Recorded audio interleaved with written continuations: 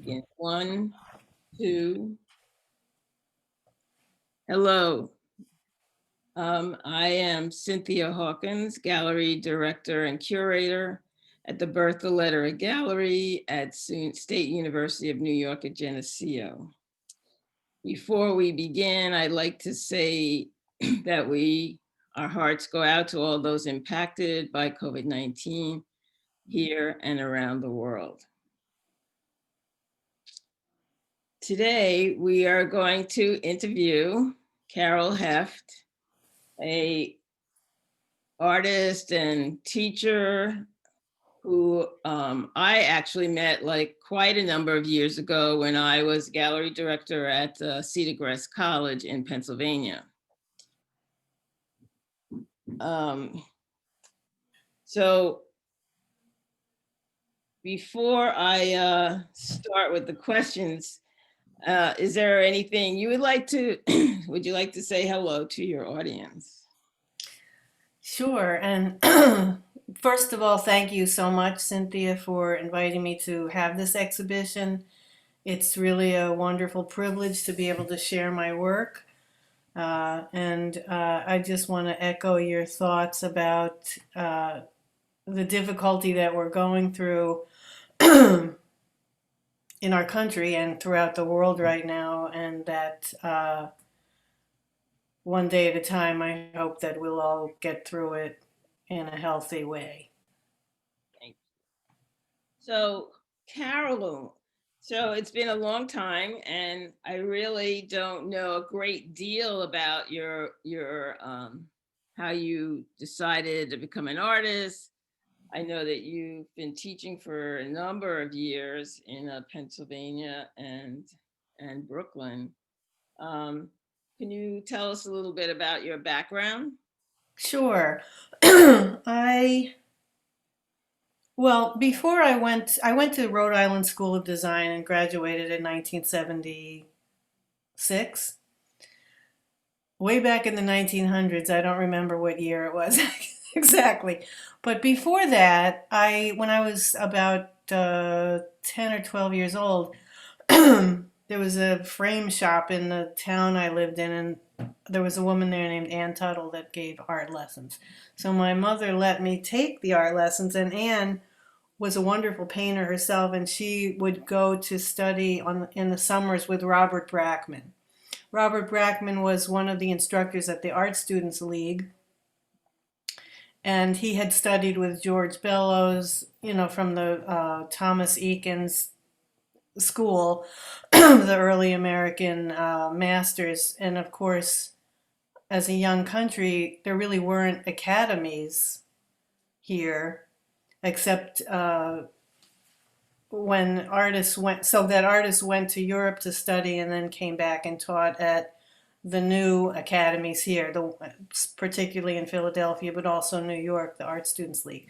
So anyway, Robert Brackman was the second generation of that group, and he was a master figurative artist who focused on color, but really taught me the traditional method in painting of focusing on the composition. He used to say composition is the most important thing in a painting, no matter how badly it's painted. If it's got a good composition, it'll stand up. But no matter how well it's painted, if the composition doesn't hold up, it will fail or something along those lines. And I really took that to heart. And he used to teach by demonstration.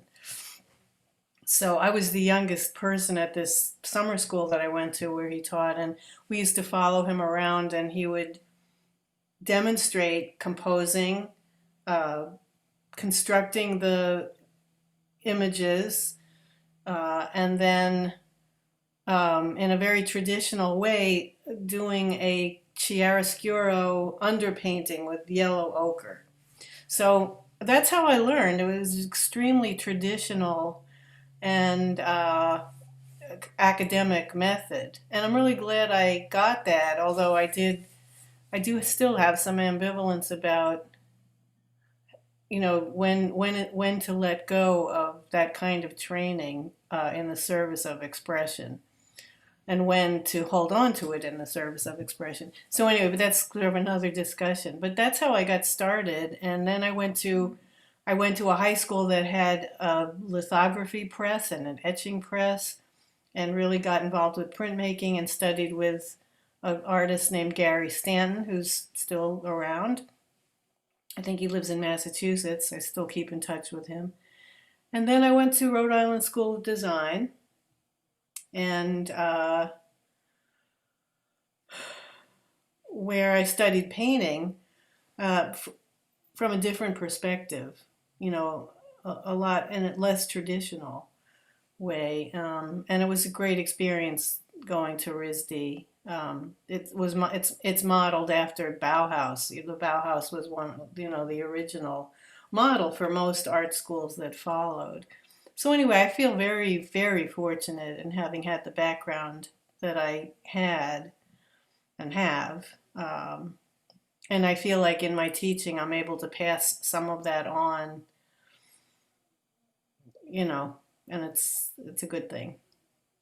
Yes, I know some other artists who had a very, traditional, especially when it comes to figure drawing, which serves one well throughout one's career, regardless of what you end up doing, what style or. So let's talk about your drawings in your show, The Changing Landscape, Motion and Memory. So are these studies? One of the things I saw right away, I'm very enamored of your drawing. Thank you. They're highly gestural. They depend on the mark. And why don't you tell us why the line is so important to you? And what does, this gestural format, what does it signify for you? Okay. I started doing these drawings because I take the bus back and forth to New York from Bethlehem, Pennsylvania. My husband is a Lehigh professor. When I got out of art school, I moved to New York City. And then when Bill started working at Lehigh, we moved out here part time. So I live in New York and in Bethlehem part of the week. And I was spending a lot of time taking the bus back and forth to get back into the city. And I started looking out the window and thinking, I guess maybe I even saw somebody else drawing on the bus. I just thought, I wonder what would happen if I tried to do this. And it just broke all the rules that I had ever heard of, of being able to look at something and study it and carefully and certainly not be in a moving vehicle where you're shaking up and down. You have to have a steady hand to draw, right? Well, I find that the moving vehicle has been really helpful in getting marks that are less controlled, but in keeping with the moving landscape. And it's a fascinating. I do, getting to your question, the marks themselves to me are beautiful. I really love to draw. I love feeling just the sensuality of feeling the mark coming out of the pencil or charcoal or whatever it is. Um, it's just a delightful experience to me in every way.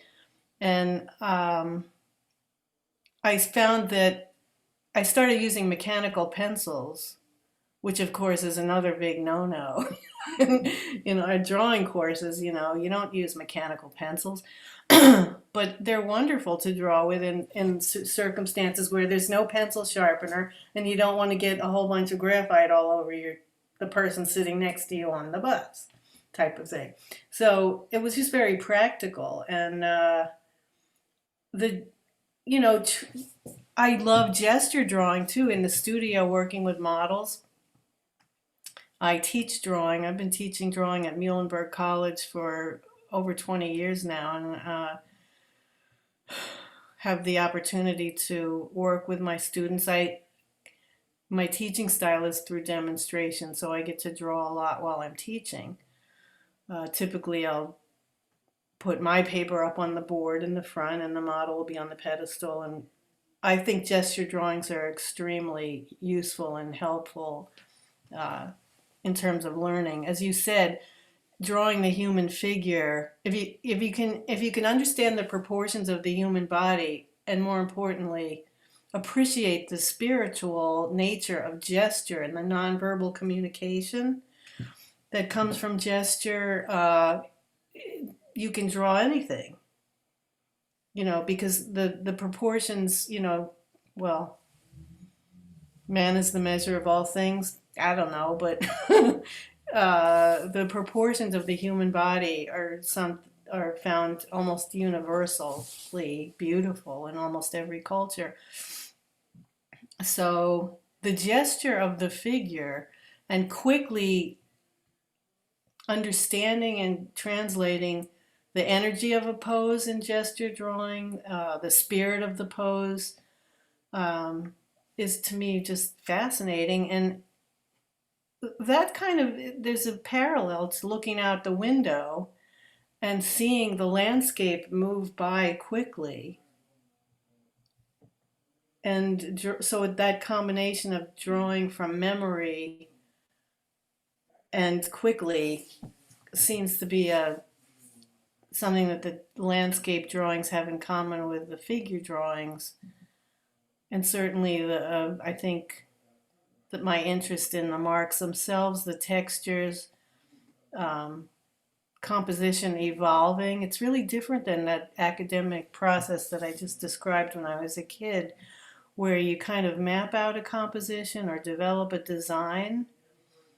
In the landscape drawings, there is a deliberate design that often snaps into place, you might say, at some point, but just as often at the very end of the drawing, everything will change. Not everything, but the dynamics of the composition will change. And I really like having that kind of freedom. So the gesture in the figurative gesture drawings, well, let me put it this way, the landscape gesture drawings are dependent somewhat on the movement of you in the vehicle, and the figurative gesture drawings are dependent on what? I would assume that the figure is stationary. Not for long. No, when I draw the figure, I like the faster the better. The shorter the poses, the better. Within reasonable limits. I mean, I like 30-second poses. Yes. Because there's no time to measure or agonize. Oh, if you want to learn about proportions and develop that skill, there's plenty of ways to do that. But if you want to learn how to hook into the energy of a pose, and also I think learning proportions by drawing really fast and not being able to measure, it's like a sink or swim kind of thing. And eventually you swim. So the figures though have a sort of like well, definitely to me feel like there's some like a dance, like as if there was this performance happening that you're trying to keep up with. And I guess that's indicative of such short poses. And also I think I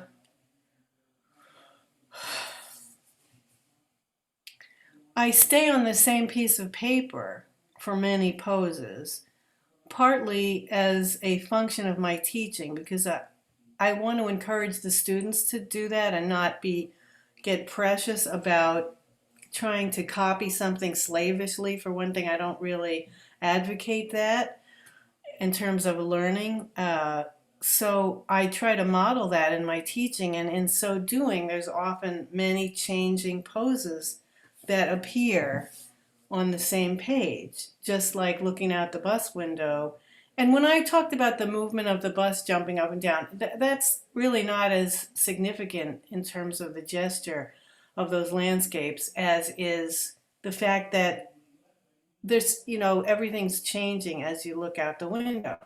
Mhm. But sometimes, because I keep drawing on the same page with these infinite number of snapshots, in a sense, that are going by, um, the same phenomenon as when I keep drawing on the same paper with the 30-second gesture drawings, or sometimes even with the model moving as you're drawing. That's another way. I haven't really done that much of that, but 30-second poses,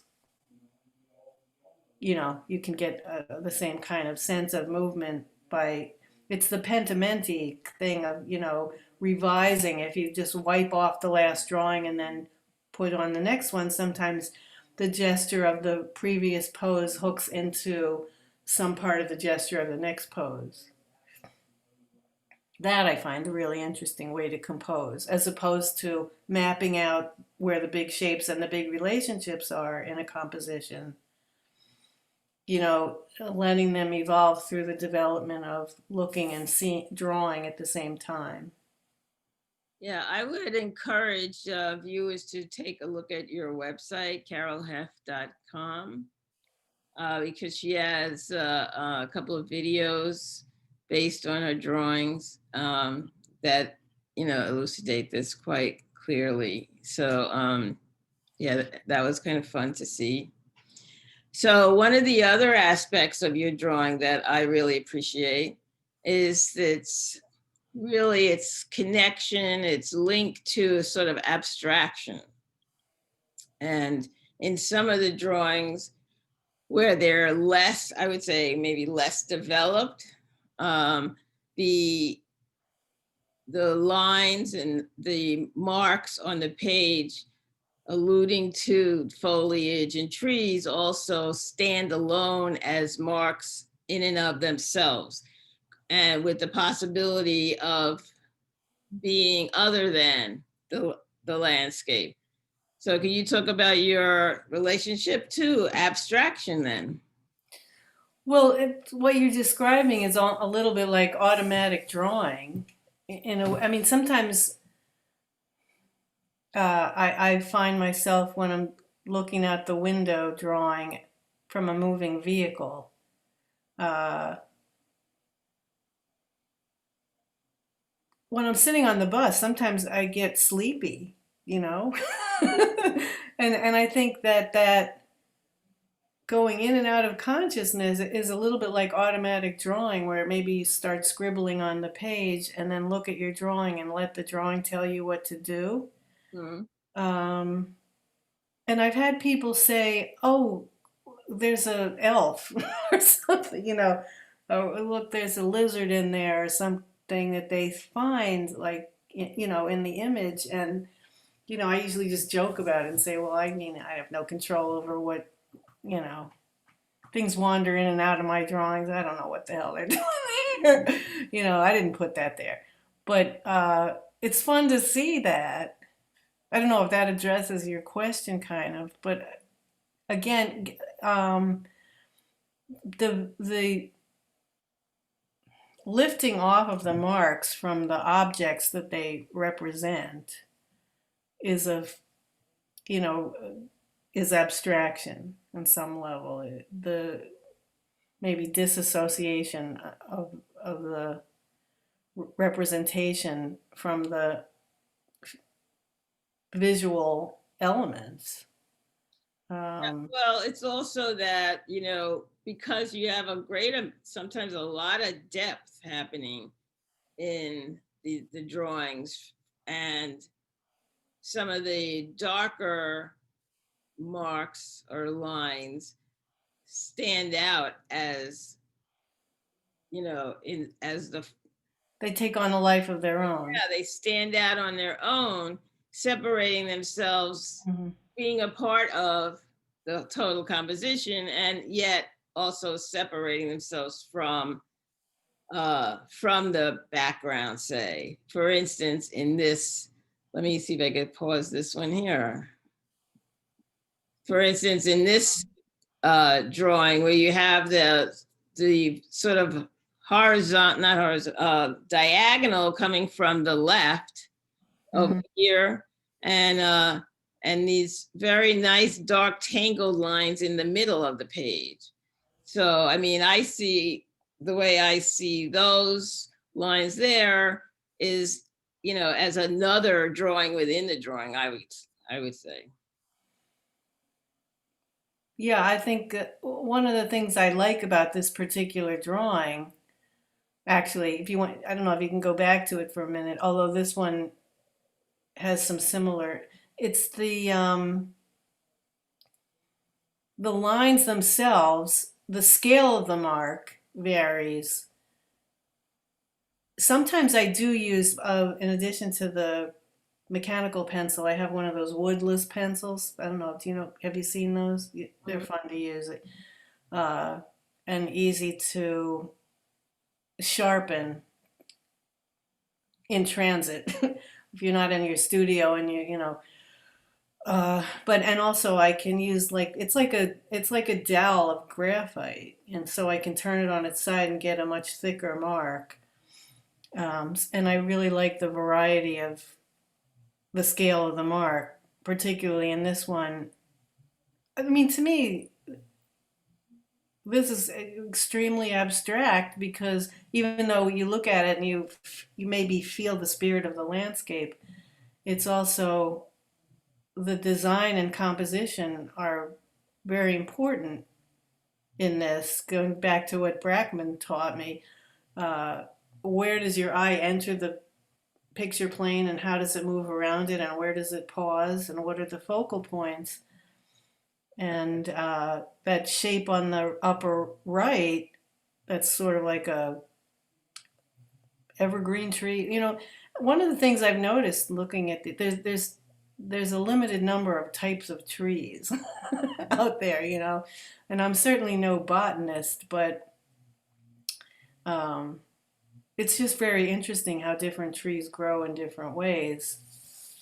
And that's interest goes beyond the fact that they're trees to me, you know.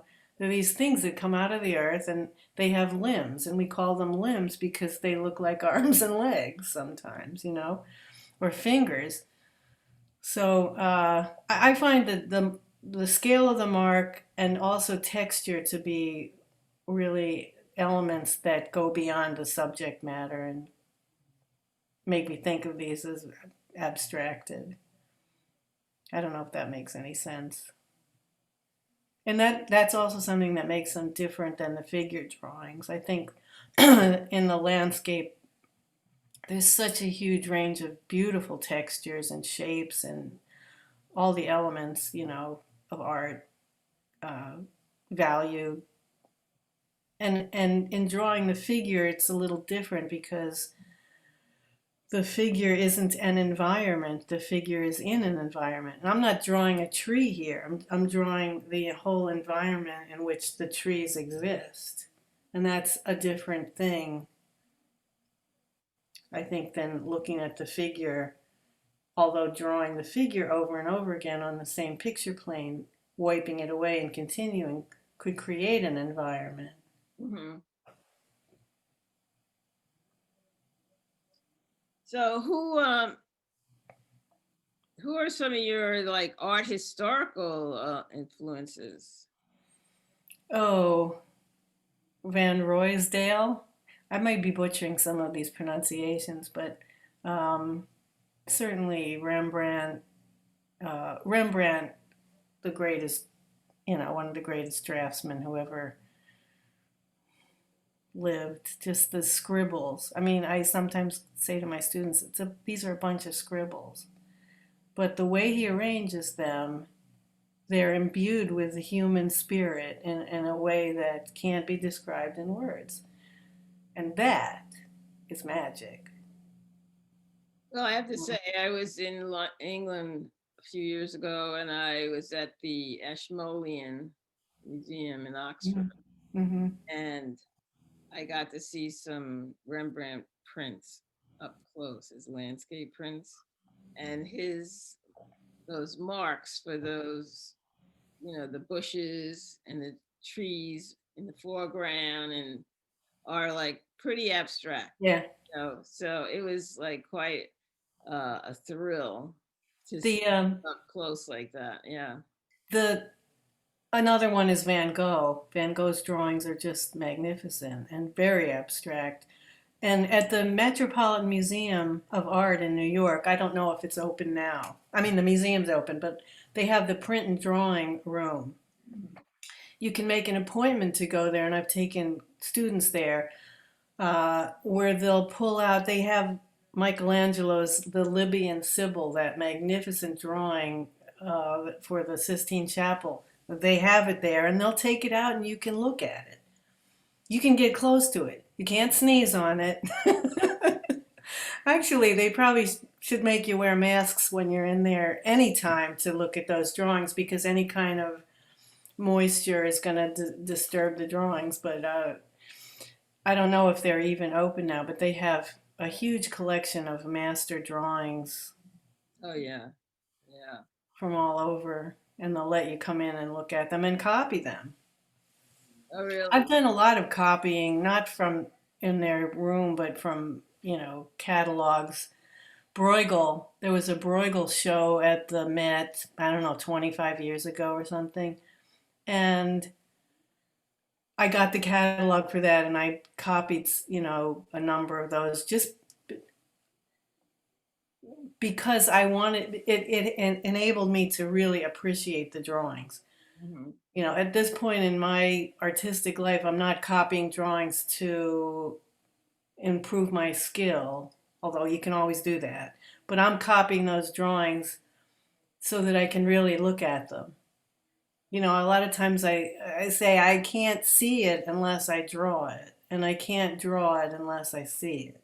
Yeah, well, that's like slowing your eye down, you know. So yeah, I can understand And that. that's a really different experience than looking out the window, scribbling, finding a tree there, and then 2 seconds later, oh, that shape echoes what I just saw. And all of this is unconscious. I mean, there's no time to think in words of this. It's only looking at it later, having a conversation like this, which I really appreciate because it helps me understand what I'm doing. Because when I had a friend once, she said, when you're painting, it's like you're in a trance. Hmm.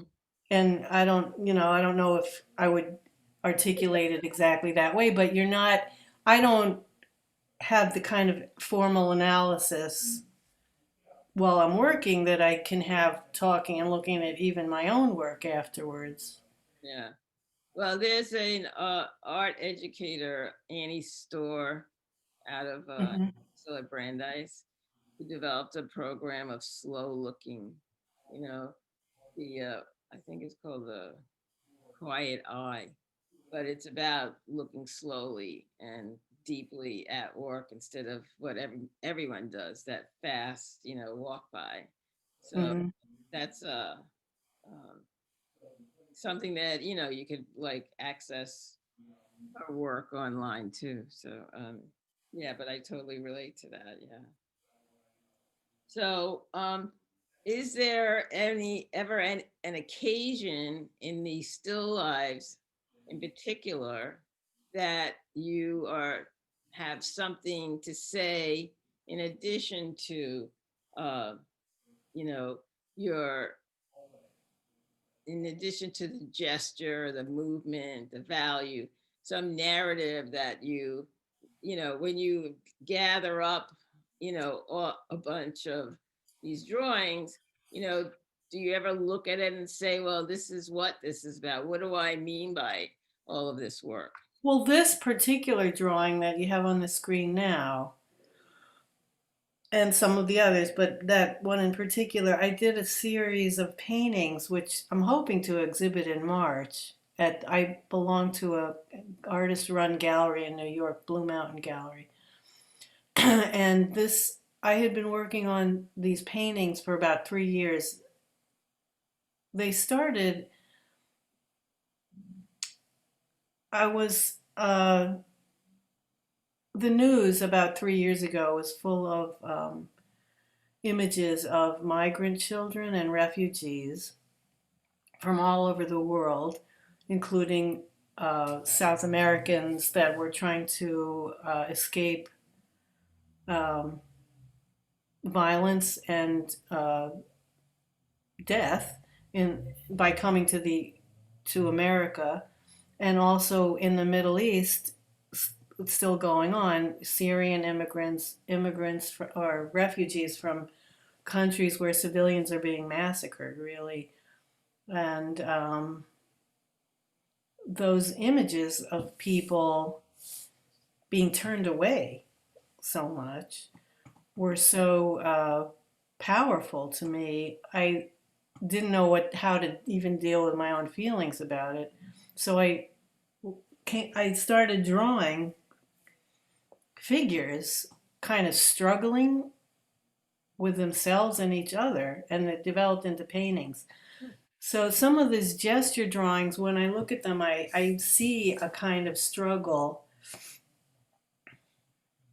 I guess you could see that in the landscape drawings too, but I see it more in the gesture drawings, maybe just because identifying with people relating to each other in nonverbal communication ways. And some of the I mean, the poses for gesture drawings, one of the great advantages of that is that a model can hold a pose for 30 seconds that they would, be in agony if they tried to hold it for much longer than that. So, really active poses.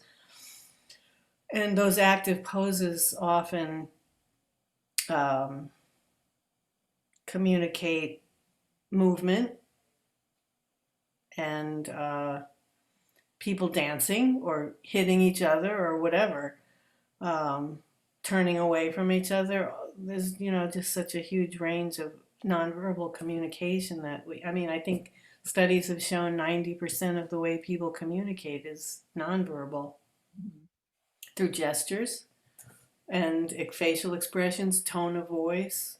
Um, so all that's, you know, yeah, I think there is often a lyrical quality, maybe a narrative, but it's not usually conscious. I don't know, just the way the trees are leaning in toward each other, and then some of them are, but I don't know if that's more. I mean, to me, what's interesting about that drawing is and most of them is what happens at the edges of the drawing, Hmm. and making sure that's really interesting to me. What happens at the edges of the drawing, and do they imply that there's something going on? Same thing with the figure drawings. What's going on outside the picture plane? Is that important? You know, in this one, it's clearly somebody's reaching up and either pulling somebody down or pulling somebody up, and that's really symbolic too. I mean, just in terms of religious art, historical art, you know, what does it mean to pull someone up or down, Right. reaching? And I think that, certainly I've been influenced by current events, if you want to call it that, or just seems to be the ageless struggle of people trying to both help each other and master each other Right. somehow. Aggression and compassion, and how do they? The ancient Greeks knew it all. Reason and passion. Or how do we negotiate our? Yeah, I think it goes beyond the Greeks. Yes, of course. So let me ask you, in your statement, you say that for you, visual elements seem to have an acoustic property. What is that? What do you mean by that? Well, like I said before about the scale of the mark, how wide it is um, in relation to the overall picture plane, for example, there's an analogy there with, my husband's a jazz musician. and he's often practicing his trumpet, which I enjoy listening to. And I hear a lot of music that I wouldn't have heard, and I hear he's also a teacher. I hear him talk. He teaches jazz history. I hear him talking about music and the elements of music. Of course, music is pure form as opposed to visual art. It's a little different, but there's a lot of similarities. The pattern is rhythm, and sometimes the negative space in these drawings, there are patterns along with textures that create, a really dark mark like the one in the middle of that drawing that we're seeing here has a sound. You might think of it that way, and it's louder than some of the smaller marks that are around it. And the marks that are on even the thing that you have on the PowerPoint, like it reaches into the drawing in this one. Not in this one, but in the one, you see what I mean? So, like, I guess all of those, Yeah. yes. So, what I'm saying is, everything in the picture plane implies maybe in this case something outside of it, but there's usually like a lateral movement in these landscape drawings. Most of them are horizontal, although some have a vertical format. But if sometimes I think about the elements or the principles of design in terms of sound, how focal points might be areas that are very loud that have a quiet place next to them. The So way there's maybe a place for your eye to rest somewhere. So I think like I can understand that through like, even like sheet music and like how, you know, um scales, notes on, Mhm. Just how it looks. yes, and it's vertical and it moves left to right, and but there are notations for softness and notations for loudness and And trills and the length of the note too. mhm. And music is in time, it exists in time. I guess you could say, all right, we're paused on this drawing. But you see it in an instant. But like we were talking about, store the method of or the idea of looking slowly. If you see it in an instant, it may have an impact. It may make you want to look at it for longer. Mhm. You may not be able to because you're in a museum and you have to keep going or something. I don't, there's all kinds of circumstances, but I think the time that's spent looking at a painting or drawing or sculpture or being in a building, whatever it is, maybe there's some analogy to the time it takes to process the forms in music. But it's a completely different experience because it doesn't exist. You know, the temporal element really makes a difference. Even looking at all of these together is different than just looking at one of them. Right. Sometimes when I'm teaching art history, I like to ask students to write about, look at a painting and just, you have 15 minutes, just blurt it out. Describe what you see. And just spending 15 minutes, which isn't that long of a period of time, but it is when you're looking Yeah. at slides, and you just see so much more as you write about it. And then I ask them to talk about what they wrote about, and I find that very interesting. When I do it myself too, I just see so much more than I do even if I'm looking at the thing for 20 minutes. If I actually write down some of the things that I see, that's a different experience too. Yeah, I guess, and that's how like art historians can uncover, you know, that deep looking uncovers, narrative and, symbolism and Hmm. references outside of the work Hmm. of art. Yeah. And And technique too, as far as that goes. Yeah. So also, I just see so you also talk about how long it takes you to get, how like that you can spend a number of years thinking about some uh I don't know, project or painting before you actually start to begin it. So why do you think you work that way? Well, that body of work I was talking about, I call it War and Separation, as the exhibition title for those paintings. I don't know that I thought about that for years. I worked on those paintings for a couple of years. They did evolve, but in that case, I had a pretty clear idea of the process, the technique. They're figurative paintings that are reminiscent of like history paintings that depict people.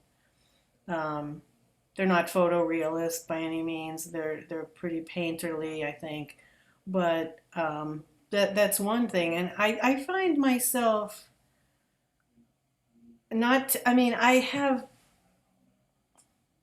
a pretty wide range actually of imagery and processes, and that might be something that you might say a critic might say, well, that holds you back in some commercial way, as if I have any I don't have a commercial bone in my body. I found that out pretty early, but I'd much rather give myself the freedom to try different things, even at my age.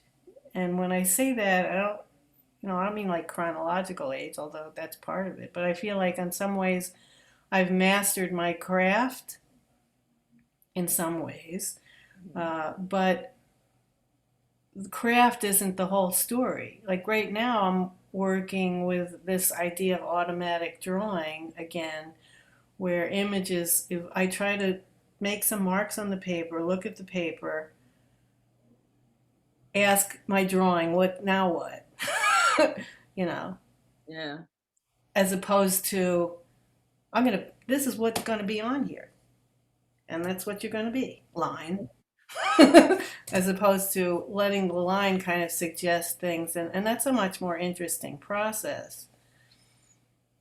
Let me point out this in this image, in this drawing right here, it towards the uh, center of the drawing, you have this erasure, Mhm. this erasure, and I find that very interesting as a somewhat antithetical to the whole enterprise, in a way, to laying down marks. In this instance, and one or two others, there's a removal of of of the mark.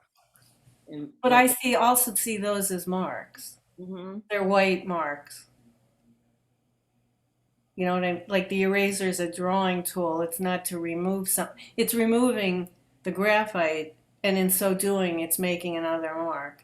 And that comes right from observation, because depending on the time of day and where the sun is, there's light hitting one side of the tree maybe on one side of the road. Because if I look over here, the shadows are on a different side, the cast shadows and the shadows hitting the form. So, um, No, I like seeing that, juxtapositioning of um the graphite versus, the white paper yeah. going.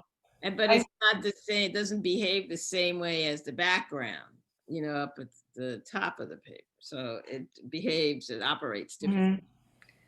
So yeah, it's kind Yeah, of no, I think that's really interesting too. I like drawing with the eraser. I like I'm fascinated by the difference between negative space that's background. Like this one's got a lot of eraser marks too, and also a lot of hatching. And sometimes in the bottom, the foreground of this one, there's the eraser marks are going in a different direction than the hatching. Um, and that's often conscious. Like, I mean, I might not be thinking in words, gee, these marks are going this way. Maybe we need something over here. Right. The way I would if I was talking to somebody else about their drawing. Like, why don't you try this? Or let's look at it this way. But I guess that's all still going on in my head. You know, Yeah. this, it needs something here. Or that line on the left that's so curved maybe makes me want to put that diagonal line that's on the right side there just to balance it. Maybe that's a design issue more than a compositional issue. I don't know, but they, Well, I guess, after so many, years at work, you do kind of yeah. instinctively and like make an assessment on what your Mhm. work needs. I know.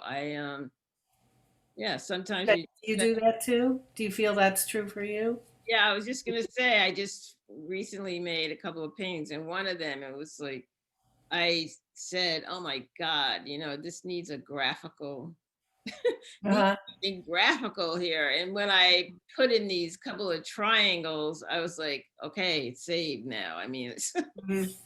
and you just know your process, what works within your oeuvre, you just Yeah. know. And sometimes it takes you a minute, a little bit to accept that, you know, Mhm. it needs something more, but Mhm. yeah, I totally understand that. And also, I think we're all working within our own sense of design. Right. Hmm. That's one of the things I like about teaching. It's so interesting how, and I usually work with non-art majors who are taking drawing one, and to me, it's just fascinating how they're a person, and I'm talking about students now, but I think it's true for all artists that you have like a drawing personality or something. I mean, maybe a penchant for certain kinds of symmetry, you know, Yeah. or symmetry at all, you know. So, in recent years, since I was at Cedar Crest, there seems to be a lot more artists who really only uh, drawing is their primary practice. And um, what do you think about that? I mean, it's not whether it's viable or not, but why do you think that would be? I don't know. I mean, I haven't noticed that. I think drawing is still a stepchild of the two-dimensional art world in some ways. But Leonardo did thousands of drawings and not too many paintings, and he, I think, really loved drawing. And I think part of its attraction for artists is it's so direct. You see what you get. I studied printmaking when I was a teenager. I loved printmaking. I love intaglio printmaking. Sometimes I still find myself, I'll work with oil pastels and pencils and I'll wipe off the paper like I would an intaglio plate because I just love the way it looks. And I think my drawings are very printerly in some ways. The point is, I think, but when you're making an etching, it's like it takes hours to find out what it's going to look like.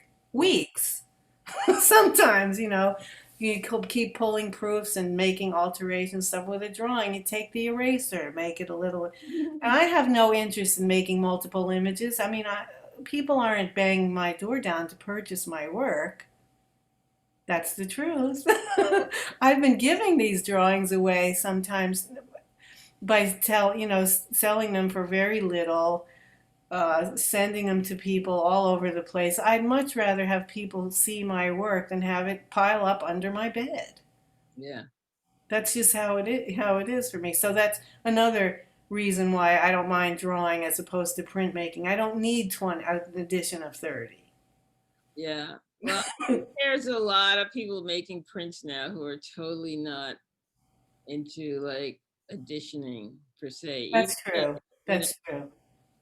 and yeah, it's probably partially to keep it closer to like a one of a kind situation, but it's also you You know can do things with printmaking that you cannot do with drawing. You yeah can't get the kind of texture you can with aquatint that you can with stippling with a pen. It's not the same. yeah. Similar, but But people artists doing printmaking are not that interested in auditioning anymore. Who needs to I make think you're right. the same thing? So Yeah, I think you're right. I've been watching this British printmaker who does lino cuts and Japanese woodcuts. And she said straight up, this is, I make adjustments all along, and it's not, none of, very few of them are the same. So, but, Mhm. it's because isn't part of making and doing art sort of like an experiment? If you knew what you were going to do, maybe you wouldn't do it. Maybe it would take all the fun out of it. Yeah. But people, different temperaments. There are people that know exactly what the thing's going to look like and they execute it. Yeah. There are Sometimes a when lot they of people like that. Yeah. and some people execute it while they execute it, but others they are able to keep it alive because the idea itself is so exciting and it's just a mechanical process to I find that's sometimes true with my work. I'm teaching two-dimensional design now. We're making tessellations. I find those fascinating. But that's a real mechanical process, but there's still a lot of interesting design elements. So again, I think every image has its, requires its own method in some ways. But I agree with you. I think, the discovery is so much, the journey itself is so much, it's reflected in the final product. Yeah. The final product, it's, you know what? It's just a piece of paper with some dirt on it. Oh my gosh. Yeah. Well, it is, but some, But what we transform it into something that changes us or has the potential to change us. And that's really very powerful. well, let me ask you, what do you see in your artistic future, the next 5 years or more? Do you see any like new ways of doing or developing work or new work on the horizon? Yeah, definitely. I'm very hopeful about just being able to continue my practice. Um,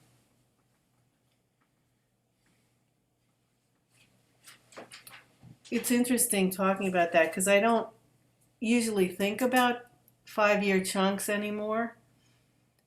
Maybe it's getting older, it's part of that. And I think every time I do a drawing of a landscape, it's a new experience and it's very exciting. And the same thing with figure drawing. I'm so grateful for that. I never think of it as drudgery or anything. I mean, it's just eternally fascinating to me. And so is coming up with that automatic drawing that we were talking about before.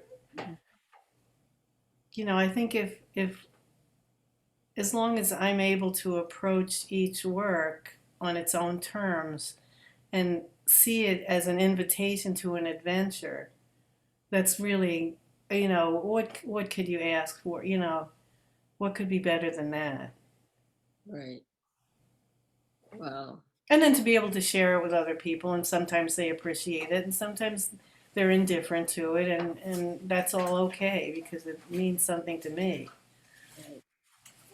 You only get one life, as far as I know. Well, I want to thank you for participating in this interview. And that, and that everyone should know that Carol Heft, Changing Landscape, Motion and Memory, will go live on November 4th. And there will be the images to the show, which will be linked to Flickr, but you can make them larger and larger so you can really get in there and see, and as well a link to this interview. So I want to thank you, Carol, very much. Oh, thank you, Cynthia. What a great experience it's been talking with you today. And again, just being able to share my drawings is quite a gift. Thank you. Thanks.